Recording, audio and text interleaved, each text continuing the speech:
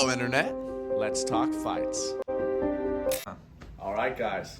Zach Pauga versus Bogdan Guskov. We were talking before the show. Guskov looks a lot like Anthony Smith. It's crazy. It's crazy. I can imagine if they both fought each other someday, like, I wouldn't even know who to cheer for. Like, they literally look like the same person. Got the back tag, got the brow, but let's get into it. Can you tell me a little bit about these two fighters, John? So Bogdan is from Uzbekistan. Typically, they have good wrestling backgrounds there, but I don't think he had any extensive wrestling pedigree coming up. But he's a freak athlete. He's got good power. He's fighting our teammate, Zach Pauga, and Zach's becoming really well-rounded. He's training with Vinny Lopez and Cody Donovan. His jiu-jitsu's getting good. His hands are getting on point from Vinny. But he has really good forehead pressure on the fence.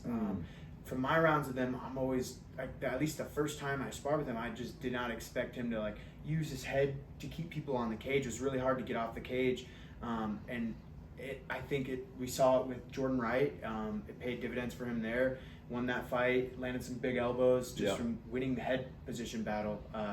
I think that Bogdan is going to be hard to hold on the fence, but he's a freak athlete. So either way, this is going to be interesting for sure. All right, Logan, how do you see this fight going a little bit? Tell me some of your thoughts. Just to piggyback off of that, I think the evolution of the sport as a fighter, I think we're seeing a lot of the cage work. I think the cage work is becoming a huge implemental part of MMA, and that's where fights are won or lost. There's a great thing that Team Elevation is doing with Cody Donovan, Vinny Lopez, and a lot of the big guys, Devin Clark, we broke down earlier. They have phenomenal cage pressure, like John said. They have the ability to hold guys there and just get work done. And Zach, the Ripper, I think he's going to be able to use those elbows. He's going to be able to get a lot of good clinch work on the cage.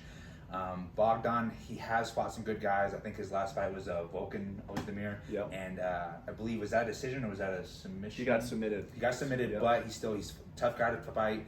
Zach's up and coming. He's had a few fights in the UFC. Last fight, Jordan Wright, looked really good. Decision before that. But I think this fight is going to be Zach just kind of controlling the cage pressure. He's just implementing that zone one, what all those big guys do on our team. And I think it's going to be a fun fight, but I think it's going to be Zach leading the dance. Alrighty, I think Bogdan, he has a great record. He hasn't fought anyone super high level yet except for Volkan, and he did falter in that fight. He got dropped. He seems to overswing his right hand, although he's dropped a lot of people on the regional scene with it. Like I said, they weren't high level strikers. Keeps his hand super low, almost goading you into swinging at him. He likes to follow up with a left knee or a high kick. Zach, on his part, really, really dominates in the clinch and on the ground. Gets a lot of great work done there, cuts people up with elbows, and I think that's where he's going to take this fight. Fellas, final predictions and thoughts on this one. We can't forget also that Zach is an athlete too. He's pro rugby and football, I think. So again, they're both good athletes. So I think that while I said Bogdan's going to be hard to hold, Zach's an athlete too. He's strong. Like I said, he uses his head phenomenally to keep people where he wants them. I think Zach gets it done in a decision, and that's my prediction. Yeah, I think, like I said earlier, great cage pressure.